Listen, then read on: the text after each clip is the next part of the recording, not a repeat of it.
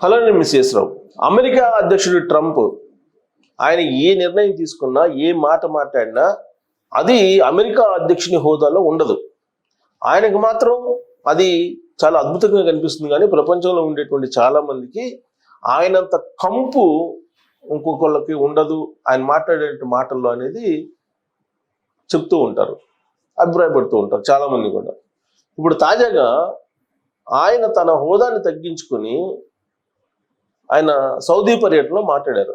Arab కంట్రీస్లో ఆయన పర్యటిస్తున్నారు ప్రజెంట్. ఆ అరబ్ కంట్రీస్లో పర్యటిస్తున్నటువంటి సందర్భంగా ట్రంప్ అక్కడ అరబ్ షేక్స్ ఉన్నటువంటి సదుపాయాలు, లేదంటే అక్కడ ఉన్నటువంటి విలాసవంతమైనటువంటి భవనాలు, అలాగే ఇంటీరియర్స్, వీటన్నిటిని చూసి ఆయన ఆశ్చర్యపోయారంట. సోషల్ మీడియాలో వస్తున్న న్యూస్ అది.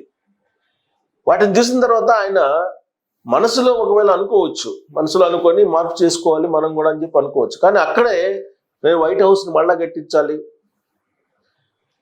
అరబ్ కంట్రీస్ని చూసిన తర్వాత వైట్ హౌస్ అనేది అసలు చాలా దారుణంగా కనిపిస్తుంది, కాబట్టి వైట్ హౌస్ని మళ్ళా కట్టాలి. అలాగే అమెరికా అధ్యక్షుడు వాడేటువంటి ఫ్లైట్ అది అది అమెరికా యుఎస్ వాడి గవర్నమెంట్ దాన్ని గవర్నమెంట్ ఆఫర్ చేసేది.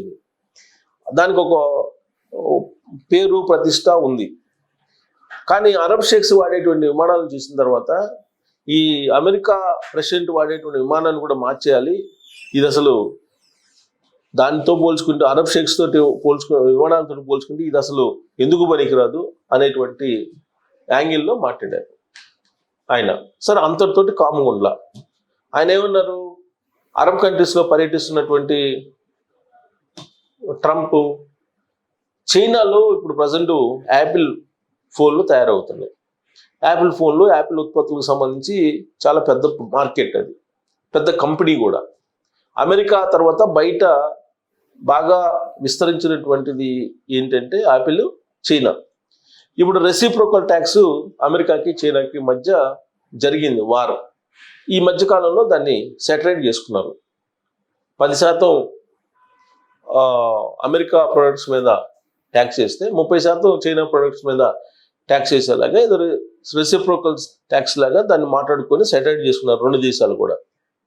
అంతకుముందు రెసిప్రోకల్ ట్యాక్స్ని 250% వేస్తానని చెప్పి ట్రంప్ ప్రకటించారు చైనా మీద. చైనాకి అమెరికాకి మధ్య ఒక ట్రేడ్ వార్ జరిగింది. దాదాపు అది 4 రోజుల పాటు జరిగింది ఆ ట్రేడ్ వార్. ఇప్పుడు అది సమసిపోయింది. ఈ సమసిపోయిన తర్వాత ఇప్పుడు అరబ్ కంట్రీస్లో ఉన్నటువంటి ట్రంప్ ఏమంటారు, యాపిల్ కంపెనీ తన ఉత్పత్తులను చైనాలో తయారు చేస్తూ ఉంది, రాబోయేటువంటి రోజుల్లో భారతదేశానికి వెళ్ళబోతుంది. మీరు భారతదేశానికి వెళ్ళొద్దు, భారతదేశంలో పెట్టుబడులు పెట్టద్దు, అక్కడ చాలా పెట్టుబడులు పెట్టేవాళ్ళు చాలా మంది ఉన్నారు, వాళ్ళు అక్కడ సంపద చాలా ఎక్కువ ఉంది, భారతదేశంలో చాలా మంది దగ్గర చాలా డబ్బు ఉంది, కాబట్టి మీరు అక్కడ పెట్టుబడులు పెట్టాల్సిన అవసరం లేదని చెప్పి ఆ యాపిల్ ఓనర్ కుక్ అనే అతనికి చెప్పారు, CEO.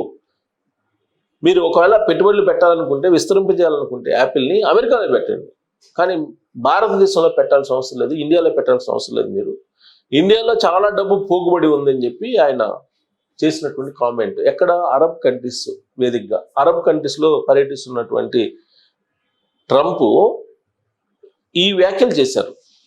అంటే ఇప్పటి వరకు యాపిల్ వస్తుంది, యాపిల్ కంపెనీ పెడతారు ఇండియాలో, ఆ ఇండియాలో కూడా ఎక్కడ పెడతారని అంటే ఆంధ్రప్రదేశ్లో పెడతారు, అమరావతిలో పెడతారు, లేదా హైదరాబాద్లో పెడతారు, తెలంగాణలో, ఇలా చర్చలు జరిగినాయి. అసలు యాపిల్ కంపెనీ ఇండియాకి వస్తుంది అనగానే యాపిల్ ఉత్పత్తులు ఇండియాలో తయారు చేయబోతున్నారు, యాపిల్ కంపెనీని ఇండియాకి విస్తరింపజేస్తున్నారు అని చెప్పి న్యూస్ రాగానే అనేక రాష్ట్రాలు పోటీ పడ్డాయి ఆ కంపెనీ కోసం. కాకపోతే ఇప్పుడు ట్రంప్ చేసినటువంటి వ్యాఖ్యలు భారతదేశానికి ఆగ్రహం సహజంగా కలిగిస్తాయి. ఎందుకనంటే రెసిప్రోకల్ ట్యాక్స్, ట్రేడ్ వార్ జరిగినప్పుడు అమెరికాకి చైనాకి, ఇక చైనాలో ఉత్పత్తి తగ్గిపోతుంది, చైనా మీద ఎక్కువ రెసిప్రోకల్ ట్యాక్సెస్ వేశారు కాబట్టి ఇక చైనాలో తయారీ రంగం అనేది పెద్దగా ఉండకపోవచ్చు. అదంతా కూడా ఇండియాకి షిఫ్ట్ అవుతుంది అని చెప్పి ఎక్స్పెక్ట్ చేశారు చాలామంది. కానీ ఇప్పుడు ట్రంప్ ఏమంటున్నారు, అసలు ఇండియాకి వెళ్ళొద్దు, ఇండియాలో పెట్టుబడులు పెట్టద్దు, ఇండియాలో చాలా డబ్బు ఉంది, ఇండియాకి ఏమీ అవసరం లేదు, ఇండియాలో సంపద బోలెడంత ఉందని చెప్పి ట్రంప్ చెప్తున్నారు. ట్రంప్ ఇప్పుడు కొత్తగా అరబ్ కంట్రీస్లో చెప్పలేదు ఈ మాట. నరేంద్ర మోడీ గారు ట్రంప్ అధ్యక్షుడైన తర్వాత వెళ్ళారు అమెరికా. తొలి భేటీకి ముందు రోజు భారతదేశ సంపద చాలా ఉంది, ఆ దేశానికి మనమేం సహాయం చేయవసరం లేదు, సంపద చాలా పోగుబడి ఉంది అని చెప్పి ఆయన అభిప్రాయపడ్డారు. ఆ తర్వాత దాని మీద నేను ఒక వీడియో కూడా చేశాను. ఎందుకు ట్రంప్ ఈ మాట అంటున్నారు, ఇలాంటి మాట ఎందుకు అనాల్సి వచ్చింది అని చెప్పి. ట్రంప్ చేసినటువంటి వ్యాఖ్యలో నిజం లేకపోలేదు అనిపించింది నాకు కూడా. ఎందుకనంటే అమెరికాలో ఇప్పుడు అప్పులు ఎంత ఉన్నాయి, అమెరికా సంపద ఎంత అని లెక్కేసుకుంటే భారతదేశ సంపద ఏం తక్కువ కాదు. భారతదేశంలో 30,000 టన్నుల బంగారం బ్లాక్ అయి ఉంది జనం దగ్గర 30,000 టన్నుల బంగారం. మరి ఇదంతా సంపద కింద, భారత ఆస్తి కింద, భారత ఆర్థిక వ్యవస్థలోకి వస్తుందా అంటే రావటం లేదు. ఇక కుబేరుల సంఖ్య గత 10 సంవత్సరాల నుంచి ఏడాదికి కుబేరుల సంఖ్య పెరిగిపోతుంది. వరల్డ్ నెంబర్ 10 కుబేరుల్లో మన వాళ్ళు 3 ఉన్నారు. మరి భారతదేశం సంపద లేదు అని చెప్పేసి ట్రంప్ ఎలా అంటాడు? ట్రంప్ సంపద ఉంది భారతదేశానికి ఎవరు సహాయం చేయాల్సిన అవసరం లేదని చెప్తున్నారు. కానీ సంస్కరణలు, గ్లోబలైజేషన్ నేపథ్యంలో భారతదేశానికి వచ్చి పెట్టుబడులు పెడితే లాభాలు వస్తాయని చెప్పి పారిశ్రామికవేత్తలు, వ్యాపారవేత్తలు వస్తూ ఉంటారు. ఇది ట్రంప్కి తెలియనటువంటి అంశం కాదు, ఎందుకంటే ఆయన బేసిక్గా వ్యాపారస్తుడు. కాబట్టి భారతదేశంలో పెట్టుబడులు పెడితే మీకు శ్రామిక వర్గం తక్కువగా వస్తుంది, మిగతా దేశాల కంటే ప్రొడక్షన్ ఎక్కువ వస్తుంది, లాభాలు ఎక్కువ వస్తాయి.